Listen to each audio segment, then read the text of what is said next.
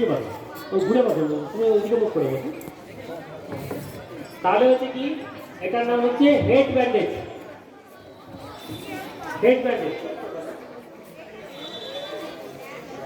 বেদ বা ভূমিটাকে নিয়ে পেছন দিকে ঘোরালো, কানটাকে ছেড়ে দিয়েছে, দিয়ে পিছন দিয়ে মাথার পিছনে একটা অক্সিপিটাল বলে একটা হাড় আছে, উঁচু হাড় আছে, সেটাকে জোরে টাইট করেছে, যতটা জোরে টাইট করেছে, দিয়ে গিটটা দিচ্ছে যেখানে টিপ পড়ে মেয়েরা, সেই টিপের কাছে ফ্রন্টাল আছে, সেই ফ্রন্টালের ওপর একটা জোরে গিট বাঁধলো, যা গিট বেঁধে।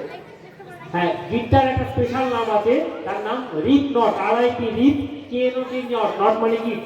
তাহলে যে লেফট ওভার রাইট, আবার দেখাও, এটা বলো, অনুষ্ঠান যদি খুলে দেখাচ্ছে লেফট ওভার রাইট, রাজীব ওই যে দেখাচ্ছে গিটটা কেমন করে বাজে দেখো, লেফট ওভার রাইট, যে দমা দিয়ে নিল, রাইট ওভার লেফট, ডান হাতটা বাঁ হাতে দিল, দিয়ে একটা গিট হলো।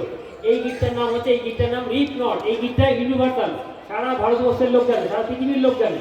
তাহলে এই গিটটা ইজিলি খোলা যাবে, দেখো ডাললে ঘুরে গেল, ওই খুলে ফেললো। আর আমরা যে গিটগুলো দিই সেটা মরম গিট, মানে এমন করে টাইট দেবো তখন কাঁচি ছুরি নিয়ে আসতে হবে, দিয়ে খুলতে পারবো না। তাহলে আবার রাজীব দাদা দেখাচ্ছে, দেখো left over right, right over left, দিয়ে একটা যেই টান দিল যদি খুলতে হয় তাহলে ইজি টাইম দিলে খোলা যাবে। এটা প্লাস গিট, তাহলে সেটাই ভুল। আর গিটটা টান টান কোনোদিন খুলবে না, আরো টাইট হয়ে যাবে। আরো টাইট হয়ে যাবে, জীবনও খুলবে না।